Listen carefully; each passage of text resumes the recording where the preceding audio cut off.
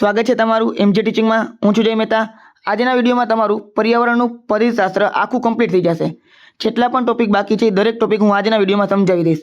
મેં ઓલરેડી 1 થી લઈ અને 9 ટોપિક સુધીના વિડીયોઝ બનાવેલા છે। જો તમે ના જોયા હોય તો ચેનલ ઉપર જઈને જોઈ શકો છો, અથવા તો એક પ્લેલિસ્ટ બનાવેલું છે જેમાં તમે લાઇન બાય લાઇન બધા વિડીયોઝ જોઈ શકશો, બરાબર। અને એની લિંક તમને ડિસ્ક્રિપ્શનમાં મળી જશે। બીજી વાત, મેં તમને પીડીએફ માટે કીધું તો તમારે લાઇક કરવી પડશે, છતાં પણ છેલ્લા 2 વિડીયોથી કોઈ લાઇક કરેલ નથી। હવે અમુક લોકોને લીધે પીડીએફ બીજા કોઈ ના મળે, મારે એવું નથી કરવું, એટલા માટે આ વિડીયો પૂરો થાય ત્યારબાદ તમને આખા પરિશાસ્ત્રની જે પીડીએફ છે પર્યાવરણની એ ટેલિગ્રામમાં આપી દઈશ, બરાબર। એટલે ટેલિગ્રામ ચેનલ પણ જોઈન કરી લેજો, બરાબર છે, જેની લિંક તમને ડિસ્ક્રિપ્શનમાં મળી જશે। બાકી લાઇક તો તમારે કરવાનું છે। જે લોકો દર વખતે લાઇક કરે છે એ લોકો લાઇક કરતા રહેજો। અને 1-2 લોકોના ક્વેશ્ચન હતા કે સર તમે 2-3 દિવસથી વિડીયોઝ નથી મૂકતા, તો હું સતત કામમાં હતો, બરાબર, જેના લીધે વિડીયો નહોતો મૂકી શકતો। સારું છે આ વખતે મારે બીએલઓની કામગીરી નથી, નકર તો હું સાવ વિડીયો ના મૂકી શકત, બરાબર। છતાં પણ 2 દિવસથી બહુ કામ હતો એટલે નહોતો બની શક્યો। પણ હવે હું ટ્રાય કરીશ કે રેગ્યુલર તમને દિવસના 2-3 વિડીયોઝ મળતા રહી, અથવા તો મિનિમમ વધારેમાં વધારે ટોપિક હું તમને સમજાવતો જાઉં। ચાલો, હવે 10મો ટોપિક છે સતત અને સર્વગ્રાહી મૂલ્યાંકન, CCE, સતત અને સર્વગ્રાહી મૂલ્યાંકન, continuous and comprehensive evaluation, CCE A RT act 2009 દ્વારા સૂચિત શિક્ષણ પ્રક્રિયા સાથે વણાયેલી મૂલ્યાંકન પદ્ધતિ છે। ગુજરાતના સંદર્ભમાં તેને શાળાકીય સર્વગ્રાહી મૂલ્યાંકન, school based comprehensive evaluation, SCE તરીકે પણ ઓળખવામાં આવે છે। ગુજરાતમાં SCE તરીકે ઓળખવામાં આવે છે અને આખા ભારતની અંદર CCE તરીકે ઓળખવામાં આવે છે। સતત મતલબ કન્ટિન્યુઅસ, સર્વગ્રાહી મતલબ કે કોમ્પ્રિહેન્સિવ। સતતનો મતલબ શું છે? મૂલ્યાંકન માત્ર સત્રના અંતે સમેટિવ નહીં, પરંતુ શિક્ષણ પ્રક્રિયા દરમિયાન સતત ચાલતું રહે, ફોર્મેટિવ। તેનો હેતુ નિદાન, ડાયગ્નોસ અને ઉપચારાત્મક શિક્ષણ, બરાબર, રેમેડિયલ ટીચિંગ જે હવે જો આના વિશે બાળ વિકાસની અંદર પણ તમને આવી ગયું હતું। ફોર્મેટિવનો મતલબ શું, સમેટિવનો મતલબ શું? જ્યારે વર્ષના અંતમાં અથવા તો એક સત્રના અંતમાં 6 માસિક તમે જે પરીક્ષા લ્યો છો, બરાબર, સેમેસ્ટર પદ્ધતિની જે પરીક્ષા લ્યો છો, અથવા તો વર્ષના એન્ડમાં તમે આખા વાર્ષિક પરીક્ષા લ્યો છો, એને સમેટિવ મૂલ્યાંકન કહેવાય। અને જ્યારે તમે ભણાવતા હો અને છોકરાને પૂછો તમને આ સમજાણું ના સમજાણું હોય તો પૂછો, અથવા તો જે વીકલી તમે ટેસ્ટ લેતા હો, યુનિટ ટેસ્ટ લેતા હો, એને ફોર્મેટિવ અસેસમેન્ટ કહેવાય, બરાબર। જેનાથી તમે નિદાન આપી શકો છો અને એનો ઉપચાર પણ કરી શકો છો, નિદાન કરી શકો છો અને ઉપચાર પણ કરી શકો છો। સર્વગ્રાહીનો મતલબ શું? તે માત્ર શૈક્ષણિક સ્કોલેસ્ટિક વિષય વસ્તુનું જ્ઞાન પાસાઓનું જ નહીં, પરંતુ સહશિક્ષણ કો સ્કોલેસ્ટિક પાસાઓ જેવા કે કૌશલ્યો, વલણ અને મૂલ્યો અને સ્વાસ્થ્ય પણ સર્વાંગી વિકાસ ચકાસે છે। હવે જો સર્વગ્રાહીનો મતલબ શું? ખાલી જે પુસ્તકીય જ્ઞાન આપણે જે કહેતા હોય ને એની વાત નથી કરેલી, જે શિક્ષણ સાથે સહશિક્ષણ, બરાબર, જેમ કે અમુક કૌશલ્ય છે, વલણ છે, મૂલ્યો છે, સ્વાસ્થ્ય છે, સ્વાસ્થ્ય મતલબ કે જેની અંદર યોગ ને બધી વસ્તુ આવી જતી હોય છે, બરાબર, અલગ અલગ પ્રકારના કૌશલ્યો। પછી તમને ખબર તો જે આર્ટ કહેવાતું હોય, ચિત્રકામ છે, પછી આપણે વણાટ કામ છે, આ બધી વસ્તુ શીખવાડવામાં આવે। વલણ અને મૂલ્યો કે કઈ વસ્તુ સારી છે, કઈ વસ્તુ ખરાબ છે, બરાબર, વ્યસન જે ખરાબ છે, પછી કચરો ક્યાં નાખવો જોઈએ, આ બધી વસ્તુ જે આપણે જે મૂલ્યો છે, નાની વસ્તુ ભેગી કરીને આખું મૂલ્ય બનતા હોય છે, બધા એક વેલ્યુઝ સિસ્ટમ બનતી હોય છે, તો એ સર્વગ્રાહી કહી શકાય। મૂલ્યાંકનના 3 પ્રકાર, જો પરીક્ષા માટે ખૂબ જ મહત્વપૂર્ણ છે આ વસ્તુ: assessment four learning, assessment of learning, assessment as learning. અધ્યયન માટેનું મૂલ્યાંકન, અધ્યયનનું મૂલ્યાંકન, અધ્યયન તરીકે મૂલ્યાંકન। હજો અધ્યયન માટેનું મૂલ્યાંકન, હવે છે ને આ 3 વસ્તુ આની પહેલા એકવાર આવી ગઈ છે, મેં સમજાવેલું છે એટલે મને ખબર છે, બરાબર। આની પહેલા 3 વસ્તુ આવી ગઈ છે, તમને યાદ હોવી જોઈએ। અત્યારે હું ખાલી રિપીટ જ કરું છું, ઇઝી છે। અધ્યયન માટેનું મૂલ્યાંકન મતલબ શું? તમારે અધ્યયન કરાવવું છે એના માટે તમે મૂલ્યાંકન કરો છો, એટલે આ મૂલ્યાંકન કેવું કહેવાય? ફોર્મેટિવ મૂલ્યાંકન કહેવાય, રચનાત્મક મૂલ્યાંકન કહેવાય, જે શિક્ષણ દરમિયાન તમે કરતા હો છો, બરાબર। શિક્ષકને ફીડબેક આપે છે કે મારે કેવી રીતે વધુ સારું શીખવવું, વિદ્યાર્થીઓ ફીડબેક આપે છે કે મારે શું સુધારવાની જરૂર છે। મતલબ કે જ્યારે તમે આવું મૂલ્યાંકન કરો છો, અધ્યયન કરાવવા માટે તમે મૂલ્યાંકન કરો છો, માની લો તમારે દાખલા ગણાવવા છે, બરાબર છે, કોઈ તમારે વર્ગને વર્ગમૂળ શીખવાડવું છે, તો વિદ્યાર્થીઓનો ગુણાકાર આવડે છે કે નથી આવડે તમારે ચેક કરવું પડે ને। તો સૌથી પહેલાં તમે ગુણાકારનું ટેસ્ટ લ્યો છો, ત્યારબાદ તમે એને વર્ગમૂળ શીખવાડો છો। તો જો કોઈને ગુણાકાર નથી આવડતા તો શિક્ષકને ખબર પડે કે મારે કેવી રીતે વધુ સારી રીતે શીખવવું, અને વિદ્યાર્થીને શું ફીડબેક મળે છે કે એને શું સુધારવાની જરૂર છે, કે ગુણાકાર સુધારવાની જરૂર છે અમુક। તો આ શું છે? અધ્યયન માટેનું મૂલ્યાંકન। અધ્યયન કરાવવું છે એટલે કંઈ મૂલ્યાંકન કરો છો। અધ્યયનનું મૂલ્યાંકન એટલે કે તમે જે શીખવાડવો છો, જે તમે શીખેલા છો, બરાબર, એના વર્ષના અંતે, સત્રના અંતે તમે ગ્રેડ આપો છો, પરિણામ આપો છો, દાખલા તરીકે વાર્ષિક એક્ઝામ, બરાબર, તમે એકવાર ચેપ્ટર લઈ લીધું ભૂમિતિનું, તો ભૂમિતિ શીખાડ્યા પછી તમે શું લેજો કે એક્ઝામ લેજો, એને સમેટિવ કહેવાય. અધ્યયન તરીકે મૂલ્યાંકન, અસેસમેન્ટ એઝ લર્નિંગ, આ સ્વમૂલ્યાંકન, સેલ્ફ અસેસમેન્ટ અને પિયર મૂલ્યાંકન, પિયર અસેસમેન્ટ, જ્યાં વિદ્યાર્થીઓ પોતે જ પોતાની શીખવાની પ્રક્રિયાનું મૂલ્યાંકન કરે છે. બરાબર, અધ્યયન તરીકે મૂલ્યાંકન આવી થઈ જાય. ઈવીએસ માટે સીસીના સાધનો, ટૂલ્સ એન્ડ ટેકનિક્સ. ઈવીએસના હેતુઓ કૌશલ્ય સંવેદનશીલતાને માપવા માટે માત્ર પેન પેપર કસોટી પૂરતી નથી, તેને અલગ અલગ સાધનોનો ઉપયોગ કરવો પડતો હોય છે. જો સાધન ક્યાં ક્યાં સમજો: પોર્ટફોલિયો, અવલોકન નોંધ, ચેકલિસ્ટ, રેટિંગ સ્કેલ અને મૌખિક કસોટી. આના વિશે તમને પૂછી શકાય છે. બરોબર, કઈ વસ્તુ શું છે? પોર્ટફોલિયો શું? વિદ્યાર્થીઓના સમય જતાં કરેલા કાર્યોનો વ્યવસ્થિત સંગ્રહ, ચિત્રો, વર્કશીટ, પ્રોજેક્ટ રિપોર્ટ, તે વિદ્યાર્થીની પ્રગતિ દર્શાવે છે. તો એક પોર્ટફોલિયો બનાવવાનો, દરેક વિદ્યાર્થીનો અલગ અલગ પોર્ટફોલિયો હોય, અને સ્કૂલનો એક ક્લાસ હોય ને, ક્લાસ એનો પણ એક અલગ પોર્ટફોલિયો હોય, બનાવી શકો છો તમે. બરાબર છે. ઘણી જગ્યાએ સિસ્ટમ ઓન પેપર હોય છે, ઓફ પેપર, મતલબ કે જે પ્રેક્ટિકલી એટલું બધું નથી હોતું, પણ આવું એક બનાવી શકો છો જેની અંદર એક વિદ્યાર્થી પોતાના ફાઇલની અંદર બધી વસ્તુ જે છે એ રાખી મૂકે.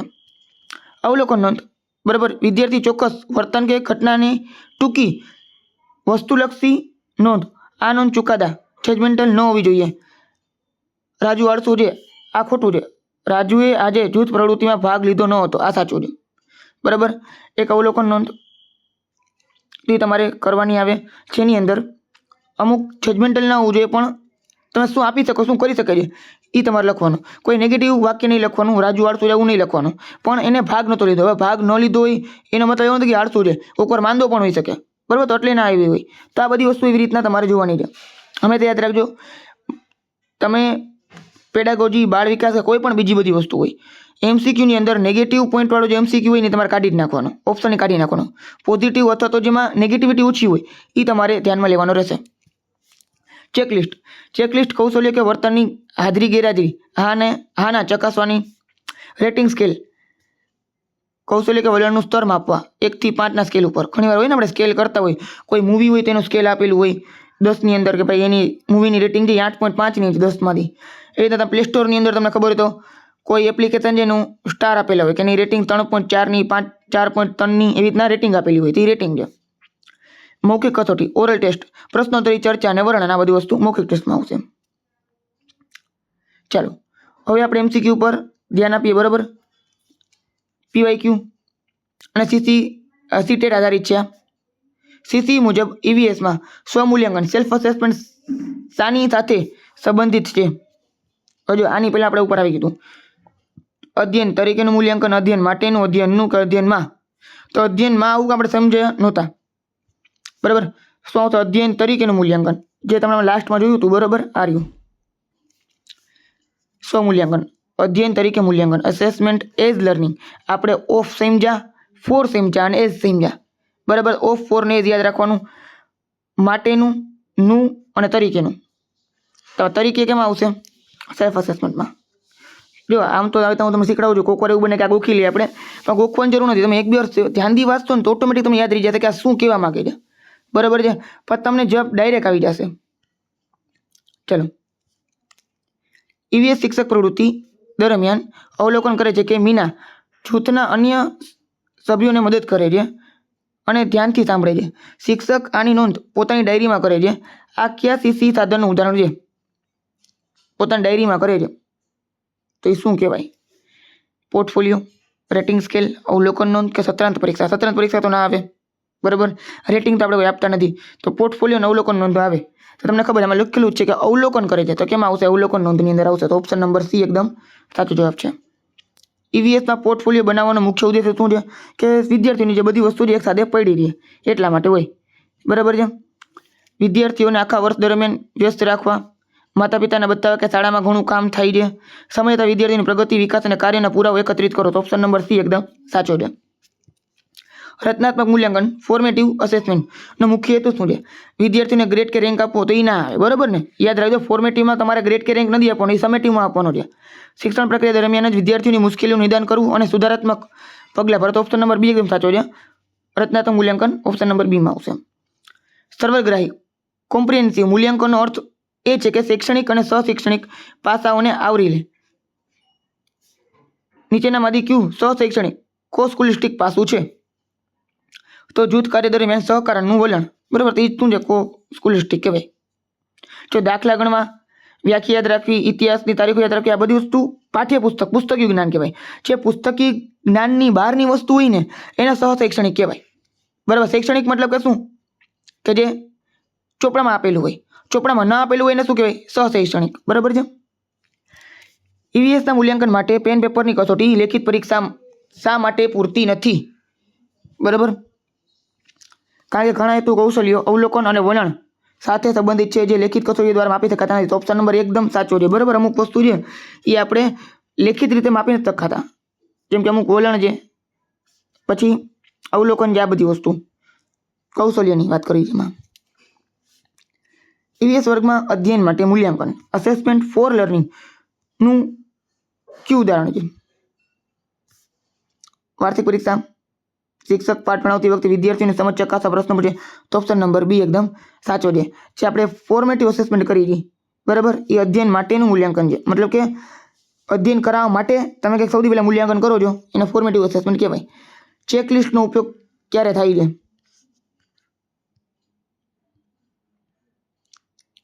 વિદ્યાર્થીઓ કેટલું ગોખ્યું તે ચકાસવા, અમુક કૌશલ્યો કે વર્તનની હાજરી ગેરહાજરી હા ના નોંધવા માટે. તો ઓપ્શન નંબર બી એકદમ સાચું છે.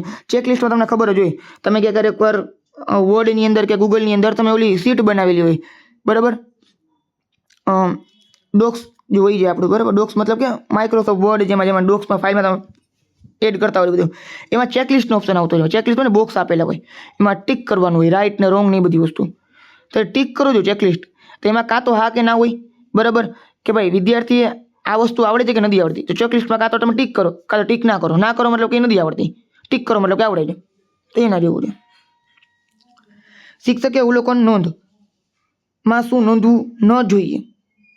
તારીખ, સમય, ઘટનાનું વિષય વસ્તુનું વર્ણન, શિક્ષક પોતાનો ચુકાદો. તો ચુકાદો છે એ શિક્ષકની પોતાની અંદરની વસ્તુ છે, એ નોંધવું ના જોઈએ. ઓપ્શન નંબર સી આવશે. બરાબર, જો દર વખતે એવું થતું જોઈએ, તમારી હારે પણ એવું થશે, મારી હારે પણ એવું થાય કે ભાઈ કોઈ વિદ્યાર્થી વધારે તોફાની હોય, રોપ તોફાની લખેલું છે, પછી કોઈ વધારે વાયડો થતો હોય, કોઈ બીજારે બાજતો હોય, આપણે ખબર છે કે આ છોકરો જ આવો છે, પણ તમે એને આવી રીતના ક્લાસમાં આવીને તમે કહી શકો કે તું એટલા તોફાન ઓછા કર, કે બાજવાનું ઓછું કર, આ બધી વસ્તુ એના પેરેન્ટ્સને આવીને તમે આ બધી વસ્તુ કહી શકો છો. પણ તમારી જે બુક છે એમાં તમારે આવી બધી વસ્તુ લખવાની હોતી નથી. સીસીનો અંતિમ ધ્યેય શું છે? તો અંતિમ ધ્યેય શું સીસીનો? સર્વગ્રાહી મૂલ્યાંકન છે એટલે શું આવે? કે પરીક્ષાનો ડર દૂર કરવો. મૂલ્યાંકનનો ઉપયોગ શિક્ષણ અધ્યયન પ્રક્રિયામાં સુધારો કરવા માટે હોવો જોઈએ. તો ઓપ્શન નંબર એ એકદમ સાચો છે. બરાબર, બાકી બધું તમે વાંચી લેજો, તમને ખબર પડી જશે એ ઓપ્શન ના આવે. ચલો હવે આપણે પહોંચી 11મા ટોપિક સાથે, શિક્ષા સામગ્રી ટીચિંગ મટીરિયલ અને એઇડ્સ TLM. બરાબર છે. ચલો હવે સૌથી પહેલાં તો તમને સમજાવી દો કે અમુક લોકો છે, બરાબર, એ વાંચી લે છે પછી કાંઈ ટેસ્ટ નથી આપતા. જનરલી હું તમને ઘણા બધા MCQ કરાવું છું, છતાં પણ મારે તમને એવું કહેવું છે કે તમને ધારો કે યુટ્યુબની અંદર કોઈ પણ જગ્યાએથી કોઈ મોક ટેસ્ટ મળે છે, બરાબર, ફ્રીમાં ક્યાંયથી મોક ટેસ્ટ કરાવતા હોય તો યુટ્યુબમાં તમને ખબર હોય તો 100 માર્કનું પેપર એ લોકો કરાવતા હોય, 150 માર્કનું પેપર કરાવતા હોય, બરાબર છે. તો 12 વિકાસનો 30 માર્કનો ટોપિક છે, એના માટે એ લોકો MCQ લઈને આવ્યા હોય, તો એની પ્રેક્ટિસ કરવી અને એના મોઢે જવાબ આપવાની ટ્રાય કરવી. બરાબર છે. તમે એકવાર 12 વિકાસ શીખી લીધો, મારા લેક્ચર જોઈ લીધા, બીજાના લેક્ચર જોઈ લીધા, પછી તમારે પ્રેક્ટિસ એમાં કરતી રહેવી, એનાથી તમારું જ્ઞાન જે પાકું થશે. અમુક વસ્તુ જે ભૂલાઈ ગઈ હશે એ તમને ફરીથી રિપીટ થશે વારંવાર, એટલે ઓટોમેટિક યાદ રહી જશે. તો આ વસ્તુ તમારે કરતી રહેવી જોઈએ. ક્લિયર છે? હવે હમણાં જ મને અમુક લોકોના કમેન્ટ આવે છે કે સર અમે ફલાણી એકેડેમીના જે મોક ટેસ્ટ છે આપી એમાંથી અમને 80% સાચા પડ્યા. હમણાં જ થોડોક મેં આજે શું કે એકાદી બે કમેન્ટ વાંચી એમાં, તો એ જોયું તમે, તો એ સારું કહેવાય. કોઈ પણ એકેડેમી તમે જોવો છો, મને કાંઈ વાંધો નથી, જોવું જ જોઈએ. બરાબર છે. જ્યાં પણ તમને જ્ઞાન મળે, આની પહેલાંના વિડીયોમાં તમે કીધું હતું કે જ્યાં પણ તમને જ્ઞાન મળે તે તમારે લઈ લેવું જોઈએ. બરાબર છે. બાકી મટીરિયલ તમને ખબર છે યુટ્યુબમાં હું તમને ફ્રીમાં જ આપવાનો છું, ટેલિગ્રામમાં પણ તમને ફ્રીમાં આપી જ દેવાનો છું, પણ તમે થોડુંક લાઇક કરતા જાઓ, શેર કરતા જાઓ, સારી સારી કમેન્ટ કરો. તમને કાંઈ ભૂલ લાગે તો ભૂલની પણ તમે કમેન્ટ કરી શકો છો. બરાબર છે. અને એ સિવાય હાઈપ પણ આપતા રહેજો, એટલે આપણો વિડીયો બીજા મેક્સિમમ લોકો સુધી પહોંચી શકે. બરાબર છે. શિક્ષા સામગ્રી ટીચિંગ મટીરિયલ, શિક્ષણ અધ્યયન સામગ્રી TLMના સાધનો શિક્ષક દ્વારા સંકલ્પનાઓને સ્પષ્ટ, રસપ્રદ અને અસરકારક રીતે રજૂ કરવા માટે વપરાય છે. મૂર્ત આપણે ટોપિક નંબર 4માં સમજી ગયા હતા. એના પ્રકાર કયા છે? તો જો એના આટલા પ્રકાર જો અહીંયા તમને આપેલા છે. જે વિશિષ્ટ TLM છે તો અલગ વસ્તુ છે. તો મુખ્ય તમને 3 આપેલા છે. બિન પ્રક્ષેપિત, પ્રક્ષેપિત અને શ્રાવ્ય. હવે પ્રક્ષેપિતનો મતલબ શું? પ્રક્ષેપણ એટલે મતલબ પ્રોજેક્ટેડ. જ્યારે પ્રોજેક્ટરમાં જે કરતા હોય ને એને પ્રોજેક્ટેડ કહેવાય. જે પ્રોજેક્ટ થતું હોય એને પ્રક્ષેપિત કહેવાય. ગુજરાતી શબ્દ થોડાક અઘરા લાગતા હશે પણ તમે જોવું પડે, કારણ કે ગુજરાતીમાં જ છે આ વસ્તુ. અને તમને ઇંગ્લિશના બાજુમાં એટલા માટે આપેલું છે કે તમને ખબર પડે કે આ વસ્તુ કેવા શું માંગે છે. બરાબર. બિન પ્રક્ષેપિત મતલબ નોન પ્રોજેક્ટેડ, એવી સામગ્રી કે જે પ્રોજેક્ટરમાં ના હોતી હોય, જે ગ્રાફિક્સ કે 2D તમને આપેલું છે. બ્લેકબોર્ડ છે, ચાર્ટ છે, પોસ્ટર છે, નકશા છે, ફ્લેશ કાર્ડ, ફોટોગ્રાફ્સ, આ બધું વસ્તુ 2Dમાં હોય, જે તમે એકવાર ખાલી દેખાડી દો. પછી 3Dની અંદર અમુક રિયલ ઓબ્જેક્ટ તમે આ દેખાડો છો. બરાબર છે. EVS માટે શ્રેષ્ઠ દાખલા તરીકે વિવિધ પાંદડા, પથ્થરો, માટીના નમૂના, કઠોળ, આ બધી વસ્તુ તમારે દેખાડવી હોય. જેમ કે વિદ્યાર્થી કે ઘણા લોકોને ના ખબર પડતી હોય કે અડદની દાળ, તુવેરની દાળ અને મગની દાળ અને ચણાની દાળ, આ 4 દાળમાં ફેર શું હોય? તો બધે દાળ દેખાડવાની. ચણાની દાળથી ચણામાંથી બનતી હોય. ચણા એટલે આપણે જીંજરા, બરાબર. એને સુકાઈ ગયા પછી ચણામાં ચણાની દાળ બનતી હોય. પછી અડદની દાળ કેવી હોય, તુવેરની દાળ કેવી હોય, દાળ થાતી કેવી રીતના હોય, તો આ બધી વસ્તુ તમારે છે ને નમૂના દેખાડવાના એને, તો એ વધારે સારી રીતે સમજી શકે. પથ્થર છે, માટીના નમૂના છે, મોડેલ છે, વાસ્તવિક વસ્તુની નાની પ્રતિકૃતિ, પવનચક્કીનું મોડેલ, જ્વાળામુખી, આ બધી વસ્તુ. ગ્લોબ છે, પૃથ્વીનું મોડેલ, આ ગ્લોબ કહેવાય. પ્રવૃત્તિની સામગ્રી, પપેટ્સ, માટીકામ વગેરે. પ્રક્ષેપિતમાં શું આવશે? Projector, slide, overhead projector, computer અને વિડીયો. મતલબ કે જે તમે ઓડિયો વિડીયો દેખાડો છો, બરાબર છે, વિડીયોઝ દેખાડો તમે જે ખાસ કરીને. જનરલી સ્માર્ટ બોર્ડ આવી ગયા, સ્માર્ટ બોર્ડમાં તમે આ બધી વસ્તુ દેખાડી શકો છો. સ્માર્ટ બોર્ડમાં તમે બંને વસ્તુ દેખાડી શકો છો. એક નકશાએ દેખાડી શકો છો, ચાર્ટ પોસ્ટરે દેખાડી શકો છો, અને એ સિવાય તમે આવી રીતના પ્રોજેક્ટર, સ્લાઇડ પણ દેખાડી શકો છો. શ્રાવ્યમાં શું છે? રેડિયો, ટેપ રેકોર્ડર, પક્ષીઓનો અવાજ સાંભળવા, આ બધી વસ્તુ. ભાઈ કયા પક્ષી છે, કયા પ્રકારની અવાજ કરે છે, શું બોલે છે, બરાબર. વિશિષ્ટ TLM. પર્યાવરણ પોતે જ એક TLM, environment as TLM. EVS માટે સૌથી વધુ મહત્વપૂર્ણ અને સસ્તું TLM એ વાસ્તવિક દુનિયા છે. વર્ગખંડની બહારનું વાતાવરણ, શાળાનો બગીચો, રમતનું મેદાન, શાળાનું રસોડું, મધ્યાહન ભોજન, પોસ્ટ ઓફિસ, તળાવ, આ બધી વસ્તુ આવે. મતલબ કે તો સરકારી સ્કૂલની અંદર છે ને મેદાન હોય જ મોસ્ટલી, બરાબર છે. ક્યારેક જ એવું બને કે સરકારી સ્કૂલમાં મેદાન ના હોય. પ્રાઇવેટની અંદર મેદાન જ ના હોય, બિલ્ડિંગ જ હોય. સરકારી સ્કૂલનો મોટો જે આપણે ગેરફાયદો કહી શકાય કે એક શિક્ષકો ઓછા હોય ને, જેને બીજું મકાનની જે બિલ્ડિંગ છે ને એમાં રૂમ ઓછા હોય. ખાસ કરીને ગામડામાં, શહેરની વાત નથી કરો. શહેરની અંદર તો જે બિલ્ડિંગ અને બાકી બધી વસ્તુ બહુ જ સારી હોય. તાલુકા શાળામાં ઘણી જગ્યા અને સામે ઘણા બધા રૂમ હોય.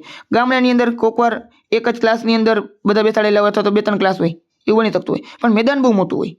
અહીંયા શાળાનો પોતાનો બગીચો હોય, રમતનું મેદાન હોય, બરાબર છે, મધ્યાહન ભોજન હોય. તમે જોજો પ્રાઇવેટ સ્કૂલની અંદર મધ્યાહન ભોજન શાળાનું રસોડું નથી હોતું, અને હોય ને તો એ ખાલી રાખેલું હોય ગરમ પાણી કરવા માટે, તો નાની મોટી શિક્ષકો માટે રાખેલું હોય, બરાબર. એટલે તમે આ બધી વસ્તુ દેખાડી શકો છો વિદ્યાર્થીઓને. ગામમાં જે પોસ્ટ ઓફિસ આવેલી હોય, બરાબર, પોસ્ટ કાર્ડ કેમ લખવા, અત્યારે કોઈ પોસ્ટ કાર્ડ નથી લખતું પણ ઈમેલ લખતા હોય છે, તો ઈમેલ કેમ લખવા તમે એ પણ શીખાડી શકો છો. તળાવ દેખાડી શકો છો, ખેત તલાવડી દેખાડી શકો છો, આ બધી વસ્તુ. લો કોસ્ટ, નો કોસ્ટ TLM.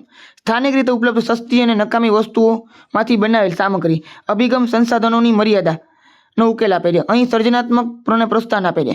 જૂના કેલેન્ડરમાંથી નકશા, નકામી બોટલમાંથી પક્ષી ઘર, આ બધી વસ્તુ આવે, બરાબર છે. બોટલમાંથી તમે પક્ષી ઘર જેવું બનાવી શકો છો કાપીને, બરાબર. કેલેન્ડરમાંથી તમે નકશા બનાવી શકો છો. જો કેલેન્ડરમાં અમુક નકશા આપેલા હોય, એ કાઢીને તમે એ બધી વસ્તુ દેખાડી શકો છો. તો અમુક સામગ્રી કેવી સસ્તી હોય અથવા તો નકામી વસ્તુમાંથી બનાવેલી હોય. જે લો કોસ્ટ હોય એને પ્રાઇસ સાવ ઓછું હોય તો નો કોસ્ટ હોય, જેમાં કંઈ ખર્ચો લાગે જ નહીં. રમકડા આધારિત શિક્ષણ, ટોય બેસ્ડ પેડાગોજી. રમકડા અને રમતો દ્વારા EVS સિદ્ધાંતો શીખવા. પવનચક્કીનું રમકડું પવન ઉર્જા સમજાવવા માટે હોય છે. ચાલો હવે આપણે સીધા MCQ પર આવી જઈએ, બરાબર છે. ધોરણ 3ના પાંદડા, ધોરણ 3માં પાંદડા વિશે શીખવા માટે EVS શિક્ષક પાસે 4 વિકલ્પો છે. કયું TLM શ્રેષ્ઠ ગણાશે? પાંદડાના વિવિધ રંગો, રંગીન ચિત્રો વાળો ચાર્ટ, એનિમેટેડ વિડીયોઝ ક્લિપ, બગીચામાં લઈને વાસ્તવિક છોડ, તો ઓપ્શન નંબર સી એકદમ સાચો. બરાબર ને? તમારે રિયલ ઓબ્જેક્ટ જ તમારે દેખાડવાનું છે, એ બહુ સારું કહેવાય. શિક્ષણમાં લો કોસ્ટ અથવા નો કોસ્ટ TLM શા માટે પ્રોત્સાહન આપવામાં આવતું હોય છે? શું કામ? કારણ કે સર્જનાત્મકતા વિકસાય એટલા માટે. તો ઓપ્શન નંબર બી એકદમ સાચો છે. હવે અમુક હોય ને એમાં કી પોઈન્ટ આપેલા હોય, જેમ કે લો કોસ્ટ નો કોસ્ટમાં જો અહીં લખેલું છે કે સર્જનાત્મકતા ને પ્રોત્સાહન મળે છે, તો આખા પોઈન્ટનો આ છે ને કી પોઈન્ટ કહેવાય. બરાબર છે? આખામાં તમે આ એક શબ્દ યાદ તમારા મગજમાં ખૂચી ગયું ને કે આ તમને યાદ રહી ગયું ને, તો ડાયરેક્ટ તમે ઓપ્શન જોઈને સીધો જવાબ આપી દો. બીજો ઓપ્શન વાંચવાની જરૂર ના પડે. તમને ઘણાને એમ લાગતું હશે કે સાહેબ ને નીચે ઓપ્શન આપેલા છે એ જોઈને હું તમને ઓપ્શન કહેતો હોઉં. સાચું એવું નથી. હું ઘણીવાર નીચે જોતોય નથી કે ઓપ્શન શું આપેલો છે, જવાબ શું આપેલો છે એમ. બરાબર? મને સીધી ખબર પડી જ જાય કે આ વસ્તુ આવી રીતના જ છે. તમને પણ આવડે. તમારે જવાબ ઉપર ધ્યાન નહીં આપવાનું. પછી જો નકશાનો TLM તરીકે ઉપયોગ કરવાથી વિદ્યાર્થીઓમાં કયું કૌશલ્ય વિકાસ પામે છે? તો જો નકશાનો ઉપયોગ તમે કરતા હોય સીધી વાત છે, સ્થાન, દિશા, સ્કેલ, આ બધી વસ્તુ આવતી હોય. જો માત્ર ઓપ્શન હું કાઢી જ નાખું છું. ગણતરી ને ભાષા એ નકશામાં આવે નહીં. બરાબર? ગ્લોબ એ કેવા પ્રકારનો TLM છે? તો 3D. તમને ખબર પડી જાય 3D છે તો ઓપ્શન નંબર ઓપ્શન તો નીચે રહી ગયો. ખબર પડી જાય કે ગ્લોબ છે તમને ખબર છે પૃથ્વીનો ગોળો 3D છે. શ્રાવ્ય ના આવે, પ્રોજેક્ટેડ ના આવે, ગ્લોબને પ્રોજેક્ટ ના કરવાનું હોય. બિન પ્રોજેક્ટમાં પણ અહીં 2Dમાં પણ ના આવે. તો ઓપ્શન નંબર સી એકદમ સાચો. તો આવી રીતના હોય. EVS શિક્ષક માટે સૌથી વધુ મહત્વપૂર્ણ TLM કયું છે? શાળાની આસપાસનું વાસ્તવિક વાતાવરણ. જો EVS છે તો વાસ્તવિક વાતાવરણ. તો ઓપ્શન નંબર સી એકદમ સાચો. રમકડા આધારિત શિક્ષણ ટોય બેસ્ડ પેડાગોજીનો મુખ્ય સિદ્ધાંત શું છે? વિદ્યાર્થીઓ માત્ર રમકડા માત્ર ના આવે. શાળામાં મોંઘા રમકડા લાવવા, મોંઘા રમકડાનો ઉપયોગ એવું ના હોવું જોઈએ. અભ્યાસ બંધ કરીને માત્ર રમવું, તો માત્ર રમવું એ પણ ના આવે. ઓપ્શન નંબર બી એકદમ સાચો. કે અમુક ખ્યાલો છે શિક્ષણના એ આનંદદાયક રીતે ને હાથથી કરી શકાય તેવા હોય તો એ રમતો દ્વારા શીખાઈ શકતા હોય છે. નીચેનામાંથી કયું વાસ્તવિક પદાર્થ રિયલ ઓબ્જેક્ટનું ઉદાહરણ નથી? બરાબર? તો જો વાસ્તવિક પદાર્થમાં રસોડાના મસાલા, માટીના નમૂના, વિવિધ પ્રકારના કઠોળ. જ્વાળામુખીનું મોડેલ જે મોડેલ છે વાસ્તવિક નથી, કારણ કે જ્વાળામુખી વાસ્તવિક તમારે દેખાડવાનું ના હોય, આપણે પણ જોવાનું ના હોય. બરાબર? હા, એ જે તમે ગિરનાર પર્વત ઉપર જાય તો ગિરનાર પોતે એક જ્વાળામુખી પર્વત છે એમ તમે કહી શકો, પણ જે જ્વાળામુખી રિયલ છે અને સળગતો હોય અહીંયા તમે લઈ જઈ શકવાના નથી, એમ તમારે પણ જવાનું ના હોય. અહીંયા આ ના જેવું છે. પપેટ્સનો TLM તરીકેનો ઉપયોગ ક્યારે સૌથી અસરકારક રહે છે? બરાબર? જટિલ વૈજ્ઞાનિક પ્રયોગો માટે પપેટ ના હોય, ગણિતના દાખલા માટે પપેટ ના હોય, ઇતિહાસ તારીખો યાદ રાખવા માટે પપેટ ના હોય. તો જો ગમે ત્યારે તમે MCQ કરતા હો ને, બરાબર, ત્યારે એક વસ્તુ યાદ રાખવાની, સાચો ઓપ્શન ગોતવા કરતાં ખોટો કયો છે ને કાઢતા જાઓ. હું હંમેશા મારો અપ્રોચ એ જ હોય છે કે ખોટો ઓપ્શન હું કાઢતો જાઉં એટલે ઓટોમેટિક સાચા ઓપ્શન સુધી હું પહોંચી જાઉં. બરાબર? અથવા તમે 50-50માં તો આવી જ જાઓ. બે ઓપ્શન નીકળી જાય એટલે તમારે બે જ વધે. તો ઓપ્શન નંબર બી એકદમ સાચો. સામાજિક રીતે સંવેદનશીલ મુદ્દાઓ નો ખ્યાલ રજૂ કરવા. શિક્ષક TLM નો ઉપયોગ શા માટે કરે છે? અને અહીંયા તમને નીચે ઓપ્શન આપેલો છે ક્યાંક. સમજો, કારણ કે ફરજિયાત ના હોય. પાઠને ટૂંકો કરવા માટે તો એવું પણ ના હોય. વિદ્યાર્થીઓનું ધ્યાન ભટકાવવા માટે તો ધ્યાન પણ ભટકાવવા ના. તો જો 3 ઓપ્શન નીકળી ગયા તો ઓપ્શન નંબર સી એકદમ સાચો છે. હવે ઓપ્શન નંબર સી મેં વાંચ્યું નથી તોય ખબર ઓપ્શન નંબર સી સાચો છે. શું કામ? કારણ કે અમુક શબ્દ ખબર પડી જાય કે આ વસ્તુ ન જ આવી જોઈએ. વધુ મૂર્ત, રસપ્રદ અને સ્પષ્ટ અનુભવ આધારિત બનાવવા માટે.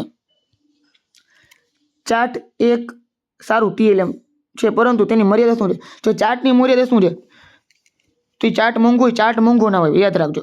બરાબર? વીજળી વિના કામ કરતો નથી તો ચાર્ટ એમને કામ કરતો જ હોય છે. માત્ર વિદ્યાર્થીઓ જ વાપરી શકે તેવું ના હોય, શિક્ષક પણ વાપરી શકતા હોય. તો ઓપ્શન નંબર એ CD નીકળી ગયા. ઓપ્શન નંબર બી સાચો છે. દ્વિપરિમાણ 2D અને નિષ્ક્રિય છે. વાસ્તવિક પદાર્થ જેવો ત્રિપરિમાણીય અનુભવ આપી શકતો નથી. સીધી વાત, ચાર્ટ તમે દેખાડો, પૃથ્વીને તમે ગોળો ચાર્ટ ઉપર દેખાડો, નકશો દેખાડો કોઈ પણ, તો એ ચાર્ટ ઉપર જ લાગે, તમે રિયલ જેવું લાગે નહીં, ફોટો લાગે. તો ચાલો આ કમ્પ્લીટ થઈ ગયા. હવે આપણે છેલ્લો ટોપિક આજનો. હવે જો સાંભળો, નેક્સ્ટ ટાઈમ છે ને હું તમને ભાષા ગુજરાતી અને અંગ્રેજી આ બંને ભાષાનું જે પદશાસ્ત્ર છે એ કરાવીશ. બરાબર છે? એટલે અને બે સરખું જ છે. તમે એકવાર સિલેબસ જોશો ને તો ગણિત નહીં, અંગ્રેજી ને ગુજરાતી બંનેમાં કોમ્પ્રિહેન્સિવ આપેલા છે અને પછી જે 15 માર્કનું પદશાસ્ત્ર આપેલું છે એ બંનેમાં સરખું જ છે. તો એ બંને એક સાથે જ તમને કરાવવાનું છે. ક્લિયર છે? એ તમારો 30 માર્કનો ટોપિક છે, એક સાથે કમ્પ્લીટ થઈ જશે. ત્યારબાદ આપણું મોસ્ટલી સિલેબસ કમ્પ્લીટ થઈ જશે. બીજી વસ્તુ, જે વિષય વસ્તુ છે, જેમ કે ગણિતની વિષય વસ્તુ છે, પર્યાવરણની વિષય વસ્તુ છે અને અંગ્રેજી ને ગુજરાતી આ બંનેનું વ્યાકરણ છે એ તમારે જાતે જ કરવું પડશે, કારણ કે હું તમને એક પાર્ટ તો શીખવાડવાનું નથી. બરાબર. ગુજરાતી અંગ્રેજીનું જે એક ટોપિક છે, સમાસ છે, પછી અલંકાર, છંદ જેવા એક એક વસ્તુ તું ના શીખડાવી શકું, એ તમે સમજી શકો છો. જે તમે યુટ્યુબમાં નથી ગોતી શકતા એ તમને હું શીખડાવીશ વ્યવસ્થિત રીતે, બરાબર. અને બાકી પર્યાવરણની 1 થી 5ની બુક એ તમારે જાતે જ વાંચવી પડશે. વિજ્ઞાનની ગણિત, બરાબર. તો ગણિતની બુક છે તે તમારે જાતે 10 ધોરણ સુધી 8 ધોરણ સુધી દાખલા ગણવા પડશે. વિજ્ઞાન આપેલું તો વિજ્ઞાન પણ તમારે જાતે કરવું પડશે. ક્લિયર છે? અધ્યાપનની સમસ્યાઓ, પ્રોબ્લેમ ઓફ ટીચિંગ EVS. અને બાકી ચિંતા ના કરતા, બાકી બધી વસ્તુ સહેલી જોઈ છે, એમના વિચારતા કે હું આ કરાવીશ નહીં, પણ એ વસ્તુ તમે જાતે કરી શકો એટલે હું તમને કહું છું. બાકી પરીશાસ્ત્ર છે, બાકી બધી વસ્તુ છે એ તમને કરાવી દીધી છે અને કરાવવાનો જ છું. ક્લિયર છે? જો તમને વિડીયો ગમતો હોય તો લાઇક કરજો. જરાય મૂંઝાત નહીં, લાઇક કરવામાં ઘણા લોકો મૂંઝાઈ જાય છે. કાંઈક ને કાંઈક સારી કમેન્ટ કરી શકો છો, શેર કરી શકો છો, બરાબર, જેનાથી બીજા લોકો સુધી આ વસ્તુ પહોંચી શકે. EVS એક આદર્શવાદી વિષય છે, પરંતુ તેમાં અમલીકરણમાં શિક્ષકો ઘણું વ્યવહારુ સમસ્યાઓનો સામનો કરવો પડે છે, બરાબર. આ સમસ્યાનો ઓળખે તેના માટે સર્જનાત્મકતા ઉકેલ વિચારી શકે છે. જો ટેટની પરીક્ષા માટે આ વસ્તુ બહુ મહત્વની છે, કારણ કે તમને લખી લો એટલા માટે. મુખ્ય સમસ્યાઓ અને ઉકેલો, જો અલગ અલગ તમને સમસ્યાનો ઉકેલો આપેલા છે, બરાબર. અને પછી તમને એનાથી MCQ આપેલા છે. તો સમસ્યાઓ આપેલી છે. Problem of teaching. સમસ્યા, સંકલિત અભિગમનો અભાવ. ઘણા શિક્ષકો EVSને હજુ પણ અલગ અલગ વિજ્ઞાન અને સામાજિક વિજ્ઞાન તરીકે ગણાવે છે, કારણ કે તેઓ પોતે એવી રીતે ભણ્યા છે. સીધી વાત છે કે ભાઈ પહેલાં જે સિલેબસ હતો તમે જ્યારે ભણ્યા હતા, બરાબર, એ સમયે પર્યાવરણ આખું અલગ સબ્જેક્ટ હતો, બરાબર છે. ગણિત વિજ્ઞાન, આપણે વિજ્ઞાન જે સમાજ છે, આ બધી વસ્તુ અલગ અલગ ભણતા હતા, કારણ કે પોતે એવી રીતના ભણ્યા છે. હવે આપણે થોડીક જે ફેરફાર કર્યો છે સિલેબસની અંદર, એમાં બધી વસ્તુ ભેગી કરી નાખી છે.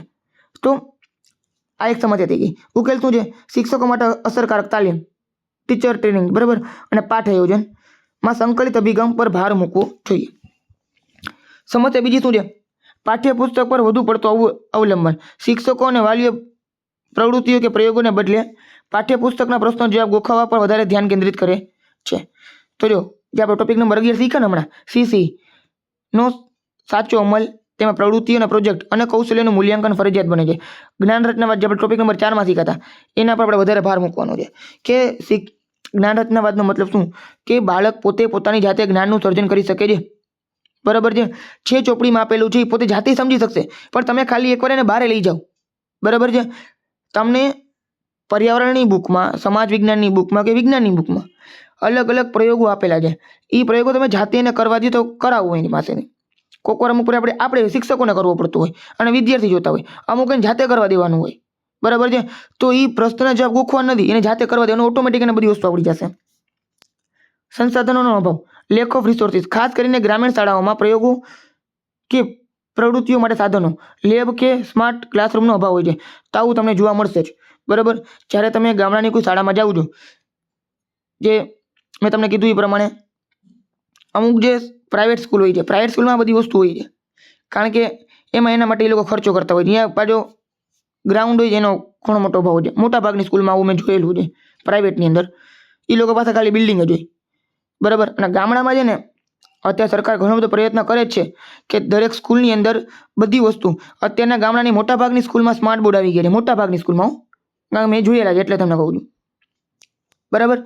આજુબાજુનું 7 થી 8 અલગ અલગ સ્કૂલ ફરી રહ્યો છે, મોટા બધી જગ્યાએ છે ને સ્માર્ટ બોર્ડ છે, અમુક જગ્યાએ 2-3 સ્માર્ટ બોર્ડ છે. તો બહુ સારું કહેવાય એ વસ્તુ. સ્માર્ટ બોર્ડમાં જી શાળા નામની એપ્લિકેશન, જી શાળાની અંદર તમે ભણાવી શકો છો.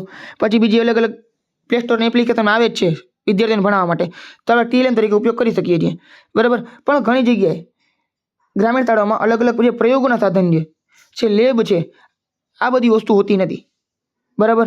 તો જે એવું નથી હોતું એટલા માટે આપણે શું કરવું જોઈએ કે લો કોસ્ટ કે નો કોસ્ટ જે TLM છે એનો ઉપયોગ કરવો જોઈએ. મોટા વર્ગખંડ, લાર્જ ક્લાસ, 50-60 વિદ્યાર્થીના વર્ગમાં વ્યક્તિગત ધ્યાન આપવું કે પ્રવૃત્તિની ચર્ચા કરાવવી ખૂબ જ મુશ્કેલ બને છે. એનો ઉકેલ શું છે? વિદ્યાર્થી નાના નાના જૂથોમાં વેચી જૂથ કાર્ય, ગ્રુપ વર્ક અને પિયર લર્નિંગને પ્રોત્સાહન આપવું. કે જો 50-60 વિદ્યાર્થીઓ હોય, જો અમુક શાળા તમને એવી પણ જોવા મળે કે જ્યાં સંખ્યા 30-40ની માંડ હોય, અમુક શાળા હોય જ્યાં 300-400 વિદ્યાર્થીઓ હોય અને એક શાળાની અંદર 70-80 છોકરા હોય. પછી એ લોકોના ભાગ એના પાડી દે, બરાબર, કે જેમાં 50-50ના 2 ભાગ પાડી નાખે. તો અમુક ક્લાસ એક જ હોય તેમાં 45-60ની સંખ્યા હોઈ શકે છે. તેની અંદર તમારે આવા નાના નાના ગ્રુપમાં વેચી નાખવાનું, 5-5, 10-10ના ગ્રુપ બનાવી નાખવાના, ગ્રુપમાં કાર્ય કરવાનું. શિક્ષકોનો ઉત્સાહ અને તાલીમનો અભાવ. ઘણા શિક્ષકો પોતે બાળ કેન્દ્રી પદ્ધતિથી તાલીમ પામતા નથી હોતા અને પરંપરાગત વ્યાખ્યાન પદ્ધતિ છોડવા માંગતા નથી. જો શિક્ષકના મનમાં છે ને પોતાનો એક ઈગો હોય. શું હોય ખબર છે કે વિદ્યાર્થી છે એને આપણે જેટલી ખબર નથી પડતી, અને વાત તો આમ સાચી છે, કારણ કે વિદ્યાર્થીની ઉંમર નાની હોય, એનો અનુભવ ઓછો હોય, આપણે અનુભવને બધી વસ્તુ વધારે હોય, આપણે એની કરતાં વધારે ભણ્યા હોય, આપણે બધી વસ્તુની ખબર પડતી હોય. હવે આપણે એમ હું એને બોલીને બધી વસ્તુ સમજાવી દઉં, બરાબર છે. જો તમે એને બોલીને સમજાવી દો ને તો એ બધી વસ્તુ સમજવાની નથી, એના લેક્ચરની જેમ જોવે, એક ભાષણની જેમ જોવે. અને ભાષણની જેમ જોવી ને, બરાબર, તેમ દે કે આ સાહેબ છે એ આવીને ભાષણ આપ્યા રાખી રહ્યા અને અમે સાંભળતી નહીં, બરાબર. અમુક આળસ કરતા હોય, અમુક સૂઈ જતા હોય, અમુક ખાલી આમ આંખ ખોલીને બેઠા હોય, સાંભળ્યા રાખતા હોય. એ લોકોને મજા ના આવતી હોય. બાળક કેન્દ્રીકરણનો મુખ્ય ઉદ્દેશ શું છે કે બાળકો પોતે છે ને આ બધી વસ્તુમાં વ્યસ્ત રહે, એને ખબર પડે બધી વસ્તુની કે શું કરવું શું ન કરવું. એટલે જે તમે કરાવવું નહીં, બાળ કેન્દ્રી પ્રવૃત્તિઓ કરાવો.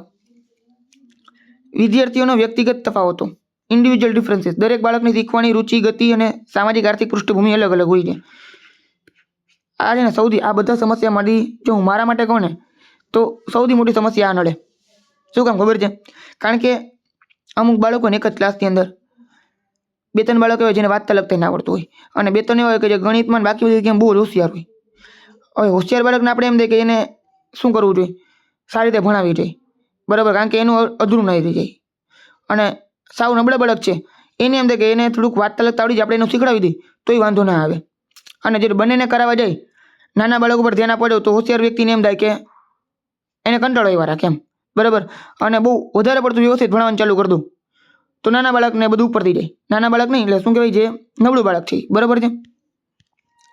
તો ઉકેલ શું છે કે વિવિધતાસભર પદ્ધતિઓ, પ્રવૃત્તિ, પ્રોજેક્ટનો ઉપયોગ કરવો જોઈએ જેથી દરેક પ્રકારના બાળકને તક મળે. તો જો આવું તો આપણે જો કે બધા કરતા જ હોય કે એક પ્રોજેક્ટરની અંદર બધી વસ્તુ સમજાવતા હોય. જનરલી હું શું કરું, એને ગ્રુપ પાડી નાખું. હોશિયાર બાળકનો અલગ ગ્રુપ, થોડાક નબળા જઈને અલગ ગ્રુપ પાડી નાખું. તમે આવું રીતના પ્રાઇવેટ સ્કૂલમાં જોયેલું હશે અથવા કોઈ પણ સ્કૂલમાં જોયેલું હશે. આવું કરવું શું કામ જરૂરી છે કે હોશિયાર બાળકને એની ગતિએ શીખડાવી શકાય અને નાના નહીં, નબળા, બરાબર. તો નબળા બાળકને એની ગતિએ શીખડાવી શકાય. નબળા બાળકને જેને વાંચતા લખતા નથી આવડતું એને પેલા વાંચતા લખતા શીખડાવું, કકા શીખડાવવા, એ બધી વસ્તુ. પછી ગણિતમાં જેને વર્ગમૂળ, ઘનમૂળ છે એ બધી વસ્તુ આવડતી, ભૂમિતિ નાની મોટી વસ્તુ આવડતી હોય તો પછી એને એના સિલેબસ જે વધારે અઘરી વસ્તુ છે એ શીખડાવી. અને જેને આ બધી વસ્તુ નથી આવડતું એને પહેલાં પાયો પાકો કરવાનો. તો આવી રીતના અલગ અલગ કરવા જોઈએ, બરાબર છે. એનાથી વધારે સહેલું પડે બધા બાળકોને, નકર પછી શિક્ષકોને જ અઘરું પડી જાય કે એને કરાવવું શું, બરાબર છે. ચલો હવે MCQ. શિક્ષકની મુખ્ય ફરિયાદ એ છે કે વર્ગમાં વિદ્યાર્થીઓ પ્રશ્નો જ પૂછતા નથી અને ચર્ચામાં ભાગ લેતા નથી. આ સમસ્યાનું મુખ્ય કારણ અને ઉકેલ શું હોઈ શકે છે? તો કારણ તમને આપેલું છે, વિદ્યાર્થીઓને રસ ધરાવતા નથી. ઉકેલ તેને સજા કરવી, પાઠ છોડી દેવો. આ બધી વસ્તુ છે ને એ નેગેટિવ પોઈન્ટ કહેવાય. ઓપ્શન નંબર A અને B તો નીકળી જાય. પાઠ્યપુસ્તકો આપવા, એની પાસે પાઠ્યપુસ્તક નથી, એ વસ્તુ પણ ખોટી કહેવાય. પાઠ્યપુસ્તક તો હોય સરકારી સ્કૂલની અંદર તો આપવામાં આવે છે ફ્રીમાં.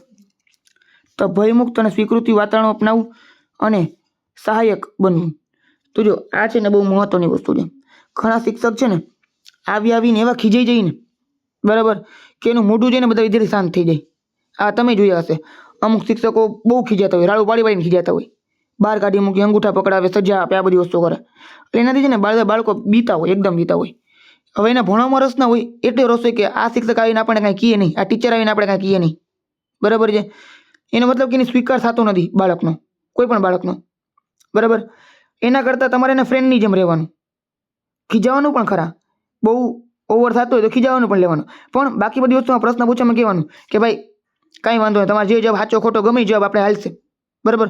એક ઊભા કરીને બોર્ડની પાસે લઈ આવવાના અને બોર્ડ પાસે જઈ અને કહેવાનું કે ભાઈ આનો જવાબ તો તું આપજે. બધાનો વારો આવવો જોઈએ. બધાનો વારો આવશે ને એટલે અંદરથી ઓટોમેટિક એની બીક ઓછી થઈ જશે અને બધા સ્વીકાર કરશે, બરાબર છે.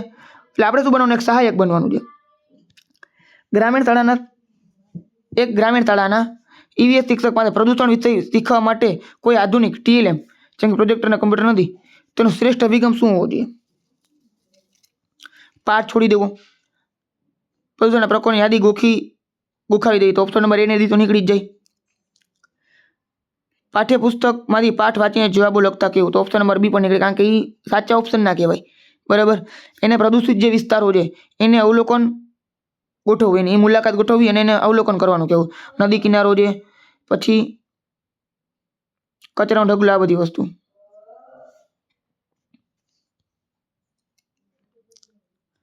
ઈવીએસ વર્ગમાં સૌથી મોટો વાસ્તવિક પડકાર શું છે? વિદ્યાર્થીઓની માહિતી આપવી, વર્કશીટ આપવી, વિદ્યાર્થીઓને અધ્યયન માટે સ્વનિર્માણ માટે તકો પૂરી પાડવી અને ગૃહ કાર્ય આપવું. તો પડકાર છે એ આ જ છે કે સ્વનિર્માણ માટેની તકો પૂરી પાડવી. જો શિક્ષક ઈવીએસના સંબંધિત સંકલિત સ્વરૂપ વિજ્ઞાન અને સામાજિક વિજ્ઞાન સમજાવવામાં નિષ્ફળ જાય તો શું સમસ્યા છે? તો સીધી વાત છે કે વિદ્યાર્થી સળગરાઈ રીતે સમજવાને બદલે તૂટક તથ્યો રીતે ગોખે છે. એટલે કે જે અલગ અલગ વસ્તુ તમે સમજાવો ને તો એક વસ્તુ આની છે, એક વસ્તુ આની છે, એક સમાજની છે, એક વિજ્ઞાનની છે, એવી રીતના તૂટક તથ્યો મતલબ શું? ફેક્ટ. બરાબર. એવી રીતના ગોખવાનું ચાલુ કરી દઈએ. શિક્ષક ફરિયાદ કરે છે કે મોટા વર્ગખંડને કારણે હું પ્રવૃત્તિઓ કરાવી શકતો નથી. આની શ્રેષ્ઠ ઉકેલ શું છે? માત્ર વ્યાખ્યાન આપો તો માત્ર ઓપ્શન કાઢી નાખો. માત્ર ઓપ્શન એ અને સી નીકળી જાય. આચાર્યને વર્ગ નાનો કરવા વિનંતી કરવી. તો ઓપ્શન નંબર ડી આવી શકે. જો વિદ્યાર્થીઓને 5 જૂથોમાં વેચી જૂથ પ્રવૃત્તિ કરાવે તો ઓપ્શન નંબર બી અને ડી બંને આવી શકે. પણ સારો જવાબ તમારે આપવાનો છે. એવું નથી કે બંને સાચું હોય. સારો જવાબ તમે આપો તો ઓપ્શન નંબર બી એકદમ સાચો છે. બરાબર છે. વધુ યોગ્ય તમારે જવાબ આપવાનો, વધુ યોગ્ય. બાકી જો આ ઓપ્શન તમે ના આપ્યો હોય, આની કોઈ નેગેટિવ ઓપ્શન આપ્યો હોય તો ઓપ્શન નંબર ડી પણ સાચો આવી શકે. કે આચાર્યને કેવું કે જો વર્ગની સંખ્યા હોય તો વર્ગને થોડોક નાનો કરી દઈએ, એનાથી પણ સારું રહી શકે છે. પુસ્તકો ઘણીવાર બોજારૂપ બર્ડન ગણવામાં આવે છે. એનસીએફ 2005 મુજબ આનું મુખ્ય કારણ શું છે? ખૂબ રંગીન હોય તો એ વસ્તુ ના આવે. સમજણને બદલે માહિતી અને તથ્યો સંગ્રહ વધુ ભાર મૂકે તો ઓપ્શન નંબર બી એકદમ સાચો છે કે ઘણીવાર માહિતી અને તથ્ય વધારે હોય ને એના હિસાબે બોજારૂપ લાગતું હોય છે. ગ્રામીણ વિસ્તારમાં ઈવીએસ ભણાવતી વખતે સ્થાનિક સમુદાય લોકલ કમ્યુનિટી પ્રત્યે શિક્ષકોનો અભિગમ કેવો હોવો જોઈએ? તો જો માત્ર ના આવે. શિક્ષકે સમુદાય સમસ્યાથી દૂર રહેવું જોઈએ તો ઓપ્શન નંબર સી અને ડી તો ના આવે. શિક્ષકે સમુદાયને અશિક્ષિત ગણિત એ પણ ના આવે ને, થોડું જરૂરી થોડું છે કે અશિક્ષિત જ હોય, શિક્ષિત પણ હોય, એની અવગણના ન કરવી જોઈએ. તો ઓપ્શન નંબર એ પણ ના આવે. તો શું આવશે? Option number B. એને એક મહત્વપૂર્ણ ટીએલએમ તરીકે ગણવું જોઈએ, કારણ કે ગામડાની અંદર ખેતી હોય, વનસ્પતિ, બધી વસ્તુ હોય. હવે તમે જોતા હો ને તો ગામડામાં છે ને ઘણી બધી વસ્તુ મારે સમજાવવાની જરૂર ના પડતી. વારંવાર મોર નીકળતા હોય, પછી નોળિયા નીકળતા હોય, સાપ કોક વાર તમે ક્યાંક જોવા મળે, વિદ્યાર્થી જોયેલા જ હોય. પછી અલગ અલગ પ્રકારના ઝાડ છે, જાસૂદ, તુલસી, બારમાસી, ગલગોટા, બદામ, આ બધા ઝાડ તમને ગામડામાં સ્કૂલ અને અલગ અલગ વાડીમાં જોવા મળે. સ્ટુડન્ટને ખબર જ આ બધી વસ્તુ હોય, આપણે સમજાવવાની પણ જરૂર ના પડે. વ્યક્તિગત તફાવતો, ઇન્ડિવિજ્યુઅલ ડિફરન્સીસની સમસ્યા કેવી રીતે સંબોધી શકાય? માત્ર હોશિયાર એ ના આવે. નબળા વિદ્યાર્થીને અવગણના કરવી એ પણ ના આવે. બી અને સી નીકળી જાય, બી અને ડી નીકળી જાય. બધા વિદ્યાર્થીઓને સમાન ગૃહ કાર્ય આપીને, સમાન ગૃહ કાર્ય કોઈ દી આપવાનું નહીં. મેં તમને કીધું એ પ્રમાણે તમે જો જે લોકોને ઘડિયા આવડે છે, બરાબર, કોઈને 17નો ઘડિયો આવડે ને તમે એને ઘડિયો 10 વાર આપી દો તો એ યોગ્ય ના કહેવાય. બરાબર છે. જેને નથી આવડતો એને આપો તો એ બરોબર કહેવાય કે ભાઈ જેને નથી આવડતો એ થોડીક વાર એ ઘડિયો ગોખવો પડે. જો અમુક વસ્તુ ગણિતમાં ગોખવી પડે, યાદ રાખજો. એવું ના વિચારતા ગોખવાનું કંઈ હોય જ નહીં. ઘણી વસ્તુ ગોખવાથી જ હાલતી હોય. ગોખવાથી વારંવાર ગોખે ને એટલે જ્ઞાન સબકોન્શિયસ માઇન્ડમાં પાકું થઈ જાય. બરાબર છે. તેના જેવું છે. તો અમુક આપણે 3 વાર 5 વાર વિદ્યાર્થીને આપતા હોય, શું કામ આપતા હોય છે? ગૃહ કાર્ય કે એની વસ્તુ આવડી જાય એટલા માટે. બરાબર. પછી એને આવડે છે તમે એની કાર્ય બીજી વાર આપી દો તો એ યોગ્ય ના કહેવાય. એને થોડુંક વધારે સારું આપવું જોઈએ. તો બધાને સમાન ગૃહ કાર્ય નહીં આપવાનું.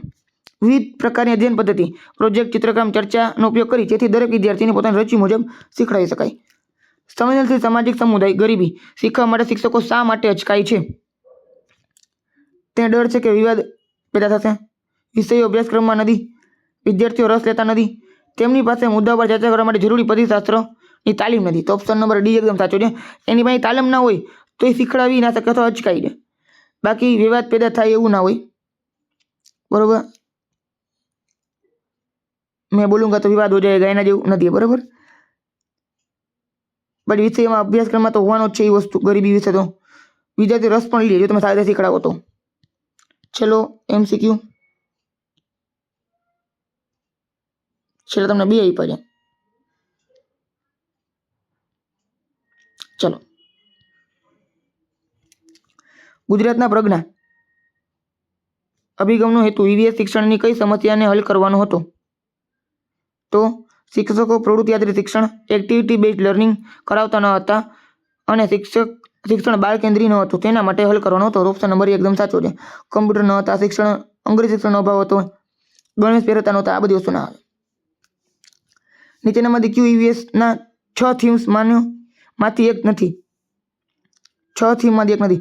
હવે આ પ્રશ્ન છે ને, આ એક રિપીટ પ્રશ્ન છે. આ છે ને આ 10 MCQ પૂરા થાય તમારા. આ એક રિપીટ પ્રશ્ન આવી ગયો છે. તો તમને ખબર છે અલગ અલગ 6 થીમ આપેલી છે ઈવીએસની અંદર, તમને યાદ હોવી જોઈએ. આની પહેલા લેક્ચરમાં એક આવી ગઈ છે આવાસ, કામ અને રમત, આપણે જે વસ્તુ બનાવીએ છીએ તે, અને ખોરાક. તો કામ અને રમત છે ને એ કુટુંબ અને મિત્રની થીમનો એક પેટા ભાગ છે, બરાબર. મુખ્ય થીમ નથી એટલે એ ના આવે, બરાબર. જો અહીંયા તમારું ઈવીએસ આખું કમ્પ્લીટ થઈ જાય છે. આખે આ પીડીએફ છે એ પીડીએફ તમને ટેલિગ્રામ આપી દે, એટલે ટેલિગ્રામ તમે જોઈન કરી લેજો ભૂલ્યા વગર, બરાબર છે. અને બીજી વસ્તુ કે હજી ઘણા લોકો છે એ વ્યવસ્થિત વાંચતા નથી, આખું પ્લેલિસ્ટ જોતા નથી, રિવિઝન નથી કરતા, બરાબર છે. તો રિવિઝન કરતા જાઓ. રિવિઝન તમારી પાસે પીડીએફ છે, પીડીએફમાંથી પણ કરી શકો છો. અથવા તમને એવું લાગે છે કે ના મારે ફટાફટ છે આખો વિડીયો લેક્ચર જોઈ લેવો છે, તો મારો વિડીયો લેક્ચર છે ને લગભગ તમને ખબર છે 20 થી 30 મિનિટની આજુબાજુ હોય, અમુક છે એ 40-45 મિનિટના હોય છે. મતલબ કે પોણી કલાકની અંદર તમારા બધા વિડીયોઝ છે આવી જતા હોય છે. તો તમે શું કરી શકો છો કે 1.5ની સ્પીડમાં કે 2x ની સ્પીડમાં ફટાફટ તમે મારો વિડીયો પ્લે કરી શકો છો, બરાબર. જેમાં તમે દરેક વસ્તુ ફટાફટ છે એ સમજાઈ જાય. તો એકને એક વિડીયો વારંવાર જોવાથી પણ તમારા મગજમાં બધી વસ્તુ આવી જાય. ક્લિયર છે? કારણ કે ઘણીવાર છે ને આપણે વાંચવા કરતાં જે આપણે સાંભળેલી વસ્તુ એને વધારે યાદ રહે. તો વારંવાર એકને એક વિડીયો રિપીટ કરી શકો છો. તમને ખબર છે બહુ ઝાઝા લેક્ચર નથી, લગભગ 25-26 લેક્ચર જ થયા છે હજી સુધી. ત્યાં સુધી તમારા મોટા ભાગનો 60% સિલેબસ કમ્પ્લીટ થઈ ગયો છે. હવે જે નેક્સ્ટ ટોપિક ચાલુ કરીશ એ 5-7 લેક્ચરની અંદર, 4-5 લેક્ચરની અંદર હું તમને એ ટોપિક પણ કમ્પ્લીટ કરાવી દઈશ, ભાષાનું પરિશાસ્ત્ર, બરાબર છે. એ પણ કમ્પ્લીટ થઈ જશે. તો લગભગ 30 લેક્ચરમાં તમારો આખો ટેટ 1નો સિલેબસ, ટેટ 1 ને 2 આમ તો બંનેનો, જેમાં મોટાભાગની વસ્તુ સરખી આવતી હોય છે, એ ક્લિયર થઈ જશે.